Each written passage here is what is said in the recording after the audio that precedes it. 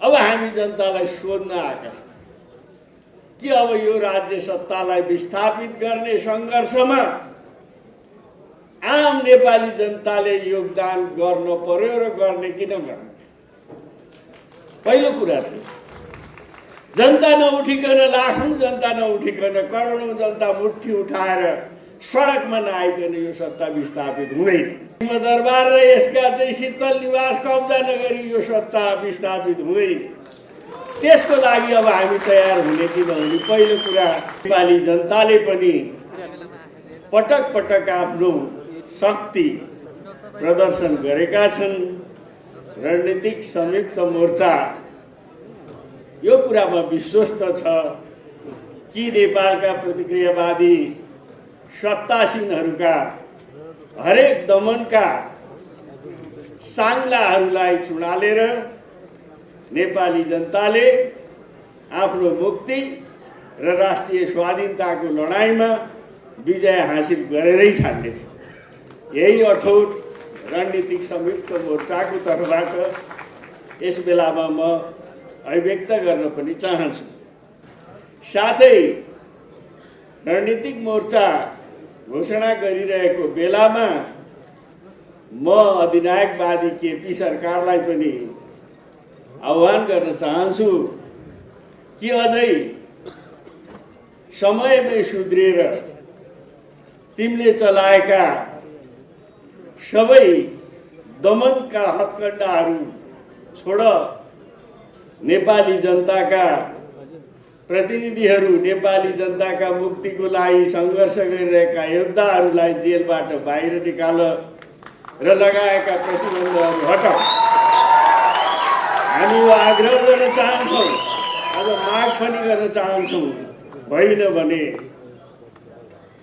तिम्रा जेलका ढोकाहरू फोरेर नेपाली जनताले आफ्ना प्रतिनिधिहरूलाई बाहिर ल्याउन बाध्य हुनेछन्। त्यस बेलामा हुने अरू कुनै पनि दुर्घटनाको जिम्मेवार रणनीतिक संयुक्त मोर्चा हुने छैन भन्ने कुरा पनि म आज स्मरण गराउन चाहन्छु ओली सरकार। जहाँसम्म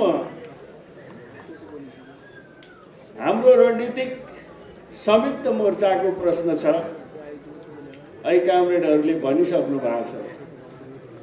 यसबारेमा लामो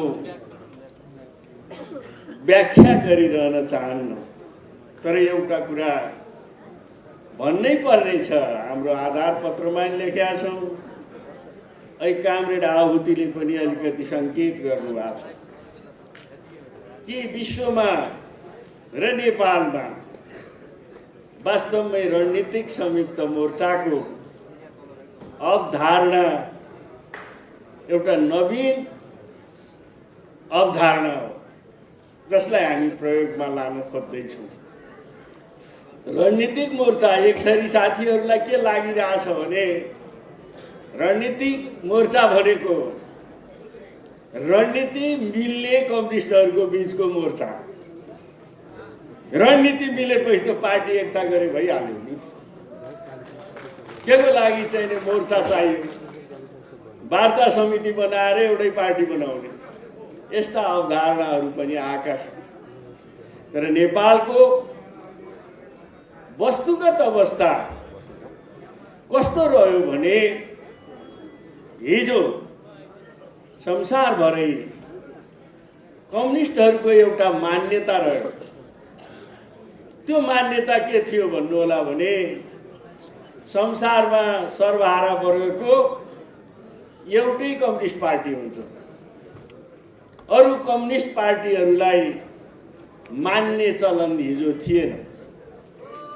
तर आज नेपालमा हामीले के कुरा स्वीकारेका छौँ भने नेपालका कम्युनिस्ट क्रान्तिकारीहरू विभाजित छन् र आज उनीहरूको एकता बेगर नेपाली जनताको मुक्ति सम्भव छैन। नेपाल राष्ट्रको स्वाधीनताको रक्षाको सुनिश्चितता सम्भव छैन। अब त्यो बाटो नयाँ चिन्तनबाट नयाँ सोचबाट पहिल्याउनु पर्नेछ हामीलाई। तपाईँ हामीले बुझेका छौँ नेपालको कम्युनिस्ट आन्दोलन विभिन्न समयमा विभिन्न चरणमा आफ्नो जन्मकालदेखि नै अनेकन प्रतिक्रियावादीहरूका हमलाको शिकार बनेको छ। 8 सालदेखि नै कामरेड पुष्पलाललाई, जो पार्टीको संस्थापक महासचिव हुनुहुन्थ्यो, 2 वर्षमै महासचिवबाट षड्यन्त्रात्मक रूपमा हटाएर कम्युनिस्ट आन्दोलनलाई अपाङ्ग बनाउन कोसिस भयो।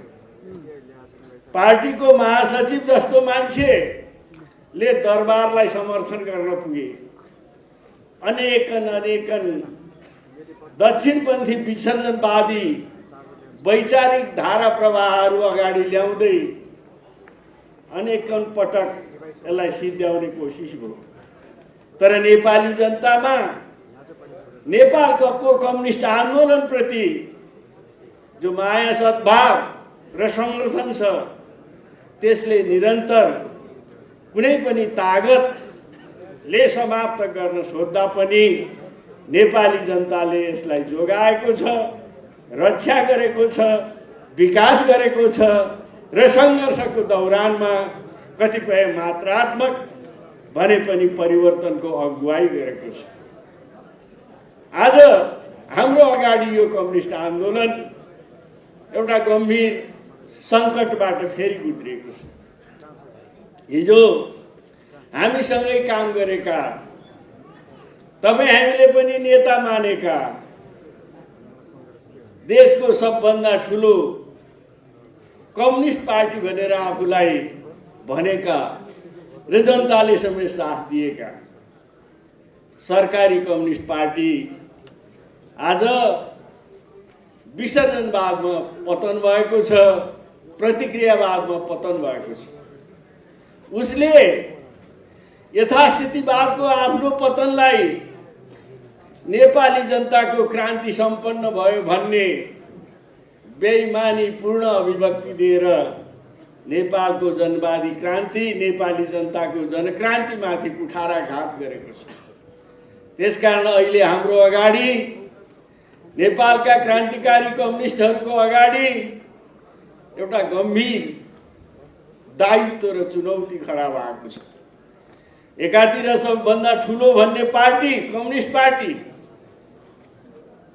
वैचारिक रूपमा प्रतिक्रियावादमा पतन भएको छ।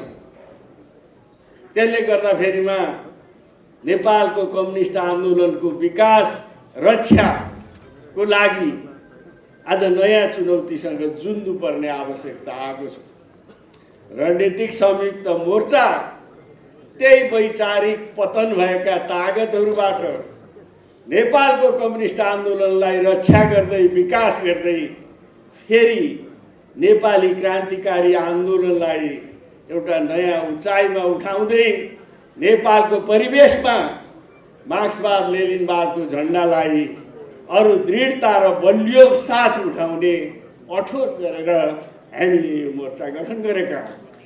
हामीलाई विश्वास छ हाम्रो रणनीतिक मोर्चाले नेपालको धरतीमा, नेपालको भूमिमा नेपाली उत्पीडित वर्ग र नेपाली उत्पीडित समुदायको मुक्ति र नेपाल राष्ट्रको स्वाधीनताको रक्षा गर्दै नेपाललाई एउटा सम्पन्न, समृद्ध, स्वतन्त्र र स्वाभिमान देशको रूपमा रूपान्तरित गर्ने क्रान्तिको नेतृत्व हामी गर्नेछौँ र यसलाई सफलता मिल्नेछ भन्ने हामीलाई विश्वास छ। यही विश्वासको जगमा बनेको यो रणनीतिक संयुक्त मोर्चा नेपाली जनताको एउटा क्रान्तिकारी दियोको रूपमा आज उदय भएको छ। यहाँहरूले यसलाई जसरी सम्मान र स्वागत गर्नुभएको छ, त्यसको निमित्त म फेरि एकपटक महान नेपाली जनताको यो सम्मान र स्वागतको लागि रणनीतिक संयुक्त मोर्चाको तर्फबाट आभार समेत व्यक्त गर्दछु। आदरणीय जनसमुदायहरू, हामीले यो रणनीतिक संयुक्त मोर्चा भन्ने बित्तिकै एउटा प्रश्न कुरा के बुझ्नु पर्यो भने हामी वर्तमान राज्य सत्तालाई विस्थापित गरेर जनताको नयाँ राज्य सत्ता निर्माण गर्न चाहन्छौँ। आज देशमा जुन वर्गको राज्य सत्ता छ त्यो वर्गको राज्य सत्ताले नेपाली जनताको मुक्तिको बाटो खोल्दैन। दलाल नोकरशाहहरू, विदेशी साम्राज्यवादी शक्तिहरू, सामन्तहरू सबैको यो संयुक्त राज्य सत्ता हो। यस्तो राज्य सत्ताबाट नेपालका सर्वहारा श्रमजीवी जनता, नेपालका उत्पीडित समुदाय वर्गको मुक्ति हुँदैन। त्यसको लागि हाम्रो अगाडि अब पहिलो अभिभारा आएको छ।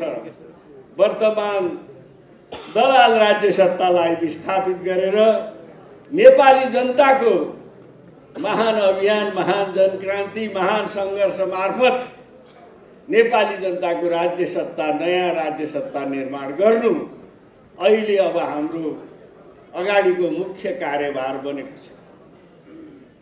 अब त्यो कार्यभार सहज छैन। निश्चय पनि हाम्रा अगाडि चुनौती छन्, जटिलताहरू छन्। तर करोडौं नेपालीहरू जो आज झन्डै 80% भन्दा बढ्ता नेपाली जनताहरू बहुआयामिक गरिबीको रेखामुनितिर बाँच्न बाध्य छ।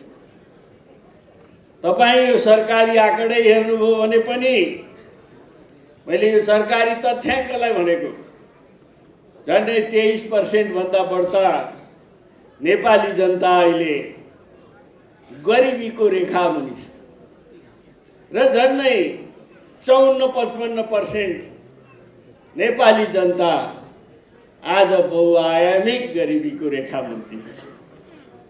उनीहरूको घाँसबास, कपास, स्वास्थ्य, शिक्षा, रोजगारी कुनै कुराको सुनिश्चितता छैन। उनीहरूमाथि, उनीहरूको श्रममाथि, उनीहरूको सम्पत्तिमाथि ब्रह्मलुट मचाइएको छ। लाखौं लाख नेपाली युवा युवतीहरू विदेशमा श्रम बेच्न बाध्य छ। तपाईँ हामी देख्छौँ दिनमा झन्डै 2000 जति लाइन लागेर विदेश जान्छन्। 15, 20, 30 वटा जति बाकस हरेक दिन हवाईजहाजले बोकेर ल्याउँछ। आज नेपाली जनताको चाहिँ यो दिनचर्या बनिएको छ। यसको लागि अरू कोही जवाफदेही छैन। यसको लागि वर्तमान राज्य सत्ता र यसका भरौटीहरू जवाफदेही छन्। त्यसको लागि जनताले अब यो सत्तालाई विस्थापित नगरेसम्म अर्को कुनै उपायद्वारा पनि नेपाली जनताको मुक्तिको बाटो पहिलिँदैन। आज यी साथीहरूले भनिसक्नुभयो, एक थरीहरू संसद पुनर्स्थापना भए अहिले स्वर्ग हुन्छ अरे। हिजो तपाईँले देख्नु भएको थिएन, संविधान सभाबाट संविधान बनाम दोस्रो संविधान सभामा जब रेग्मी सरकार आए ल्याइ, हामीले त्यही बेला भन्यौँ अब यस्तोले बनाउने, नेतृत्वले बनाउने संविधान सभाले र त्यसले बनाउने संविधानले नेपाली जनताको हितको रक्षा गर्दैन। खुब हल्ला गरियो। संविधान सभाले संविधान बनाएपछि एक थान संविधान जारी गर देश स्विजरल्यान्ड हुन्छ भन्यो। आखिर जारी पनि त गरे। जनताले हुन्छ भने ल खाऊ त भनेर भोट पनि हालिदिए। झन्डै 2/3 बहुमतको सरकार बन्यो। तपाईँले देख्नुभयो। आज आन्तरिक सत्ता स्वार्थ र झगडामा फसेर उनीहरू आफ्नै संसद विघटन गर्न पुगेका छन् र कोही त्यसलाई प्रतिगामी भनेका छन्, कोही त्यसलाई क्रान्तिकारी भनेका छन्। र अहिले प्रतिक्रियावादीहरू के भ्रम छर्न खोजिरहेका छन् भने यो यथास्थितिवाद नै आजको पनि नेपाली जनताको समस्या हल गर्ने ठाउँ हो। त्यसकारण कोही पुनर्स्थापना गरेर कोही चुनाव गरेर हल हुन्छ भनेर नेपाली जनतालाई दुईटा ध्रुवमा विभाजित गर्ने कोसिस गर्दैछ। वास्तवमा न चुनावले न पुनर्स्थापनाले जनताका समस्या हल हुनेवाला छैन।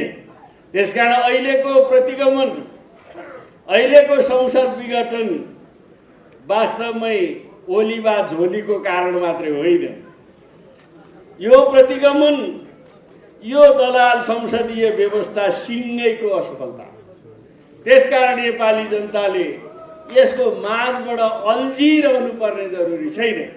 अब स्पष्ट भइसक्यो, हामीले सधैँ एउटै कुरामा अल्झिरह्यौँ भने हामी फेरि नयाँ बाटो पहिल्याउन सक्दैनौँ। यसमा हामीले नेपाली जनतालाई प्रश्न गर्न जरुरी छ। रणनीतिक संयुक्त मोर्चा त्यही आह्वान गर्न नेपाली जनताको बीचमा एकताबद्ध भएर त्यही आह्वान गर्ने दृष्टिकोणका साथ हामीले गठन गरेका छौँ। यसले मूलतः तीनटा काम गर्नेछ।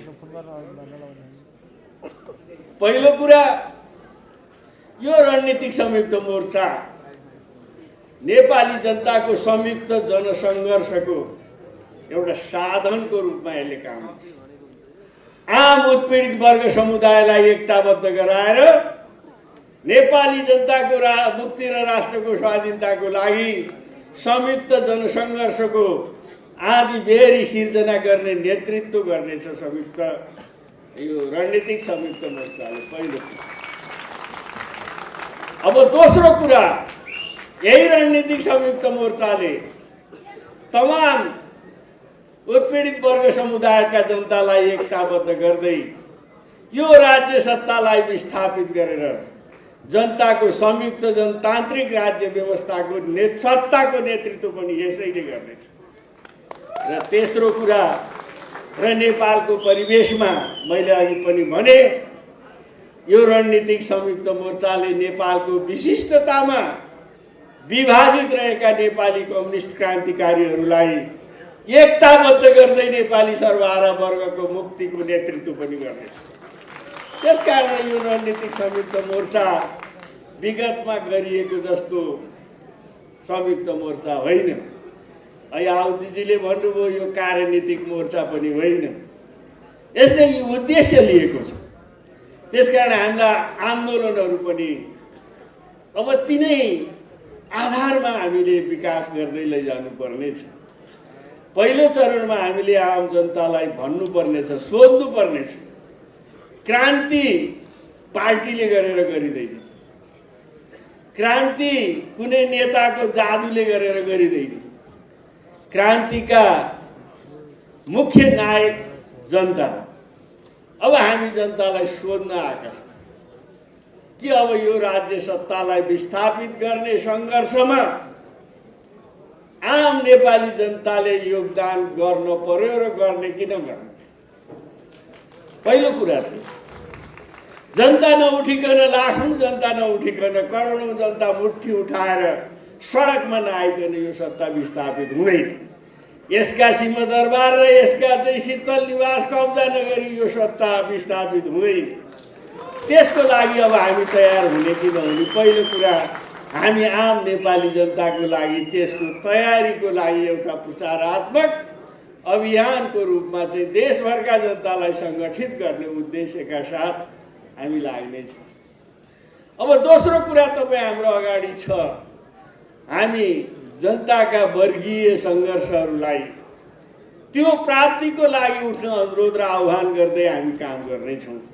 हाम्रा विद्यार्थीहरू, नानीहरू आज स्कुल पढ्न पाउँदैनन्। हाम्रा विद्यार्थीहरूले, युवा विद्यार्थीहरू अब त्यो बाटोमा जबरजस्त हाम्रा सन्तानलाई निःशुल्क शिक्षाले, वैज्ञानिक शिक्षा प्रणाली लागू गर आदि नाराका साथ सत्ताको विरुद्धमा धावा बोल्ने ठाउँमा जानुपर्नेछ। हाम्रा किसानहरू दिनभरि काम गर्छन्। म त्यो कपन भन्ने ठाउँ बस्छु, त्यहाँ फर्काएका छौँ बिचरा। अब यहाँ के न हो भन्छन् सहरका केही बुद्धिजीवीहरू, ती काठमाडौँमा दिनभरि मेहनत बिहानदेखि 4 बजे उठेर बेलुका साँझ रातिसम्म काम गर्छौँ। बिहान बेलुकाको गुजराना समस्या छ। अनि जमिन चाहिँ कसको छ? त्यो किसानको छैन। त्यो जमिन अर्को जमिनदारको छ, ऊ खुट्टा पसारेर भाडा खान्छ र चाहिँ त्यो किसान जो चाहिँ खेती गर्न बसेको छ उसको खेती गर्ने कामै छैन। अब ती किसानहरूले, मेहनत गर्ने किसानहरूले जमिनदारका हातबाट जमिन खोज्ने सङ्घर्षको सुरुवात गर्नु पर्यो। क्रान्ति र आन्दोलन यताबाट जानु पर्यो। त्यसकारण वर्ग सङ्घर्षका आधारहरूलाई विकास गर्दै आम जनतालाई गोलबन्द गर्दै जहाँ हाम्रा आदिवासी जनजाति, दलित, महिला, मुस्लिम आदि आदि मधेसी जो नेपालको परिवेशमा वर्ग सङ्घर्षका मुख्य आधार हुन्। किनभने नेपालमा जो विभेद छ त्यो विभेद पनि सामन्तवादकै उपज हो। जबसम्म यसका श्रृङ्खलालाई तोड्न सकिँदैन तबसम्म यो सामुदायिक विभेद पनि तोड्न सकिँदैन। त्यसकारण ती विभेदहरूलाई पनि जागृत गराएर उनको अधिकारको सङ्घर्षमा अगाडि उठाएर नेपाली जनताको वर्ग सङ्घर्षमा त्यसलाई जोड्दै वर्गीय मुक्ति र सामुदायिक मुक्तिको आन्दोलनलाई पनि अगाडि बढाउनु पर्नेछ। यी यावत विषयहरूलाई लिएर हामी अब रणनीतिक संयुक्त मोर्चा नेपाली क्रान्तिको एउटा आधारलाई बलियो बनाउने रूपमा अगाडि आउनेछौँ। हामीलाई विश्वास छ महान नेपाली जनता जसले सदा सदा क्रान्ति र परिवर्तनको निमित्त आफूलाई अग्रपङ्क्तिमा उभ्याए, हजारौं हजार सपुतहरूले बलिदान दिए। अब एउटा नयाँ बलिदान, एकपटक नयाँ सङ्घर्ष, एकपटक आफ्नो अन्तिम युद्धको लागि हामीले गीत गायौँ। अब अन्तिम युद्धको लागि तयार हुने बेला भएको छ। यसको निमित्त हामी नेपाली कम्युनिस्टहरू, क्रान्तिकारीहरू योजनाबद्ध ढङ्गले सङ्घर्षको मैदानमा जुटौँ, एकताबद्ध भएर जुटौँ। प्रतिक्रियावादीहरूका सबै लोभ लालचहरूलाई, डर धम्कीका साङ्लाहरूलाई चुडालेर जुटौँ। नेपाली जनताको जित निश्चित छ। नेपाली जनताले जित्नेछन्। यो जितको लागि रणनीतिक संयुक्त मोर्चा सधैँ सधैँ इमान्दारिता साथ तपाईँहरूको साथमा, नेपाली क्रान्तिकारीहरूको साथमा हुनेछ र आफ्ना विचारहरूद्वारा अगुवाई गर्नेछ। अब यी सडके चटकीहरूका अब भ्रममा पर्न कुनै जरुरी छैन।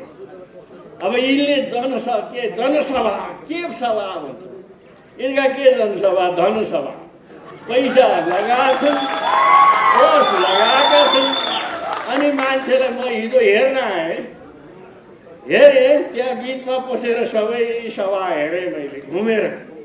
मान्छेहरूलाई बुझेँ तराई मधेसबाट कसरी मान्छे ल्याइएको छ। त्यहाँ मलाई चिने, मैले मास्क नलाइकन गएपछि मान्छेहरूले चिने, उनीहरूलाई लाज लाग्यो। जसले चिने तिनलाई लाज लाग्यो। हेर्न आएछ हामीले कस्ता मान्छे लिएर आएछौँ भन्ने उनले चिने। पैसा खर्च गरेर जनताको अनभिज्ञतालाई, जनताको कमजोर चेतना स्तरलाई दोहन गरेर शोषण गरेर देखाउने जनप्रदर्शन, कथित जनप्रदर्शनसँग नेपाली जनता, क्रान्तिकारी जनता हच्किनु र भ्रमित हुनुपर्ने जरुरी छैन। अब नयाँ बाटोको लागि सोचौँ, नयाँ चिन्तनधारा अगाडि बढाउँ, नयाँ सिराबाट नेपाली जनक्रान्तिलाई उठाउँ र संयुक्त रणनीतिक संयुक्त मोर्चा नेपाली जनताको क्रान्तिकारी बाटोको लागि, नेपालका क्रान्तिकारी कम्युनिस्टहरूलाई एकताबद्ध गर्ने कामको लागि, नेपालका उत्पीडित वर्ग र समुदायको मुक्तिको लागि निरन्तर काममा लाग्नेछ। र यहाँहरू सबैको न्यानो समर्थन र सहयोगले रणनीतिक संयुक्त मोर्चा आउँदा दिनहरूमा एउटा सफल बाटोतिर लाग्नेछ। यही विश्वासका साथ यहाँहरूसँग दुई शब्द राखेँ, बिदा हुन्छु। लाल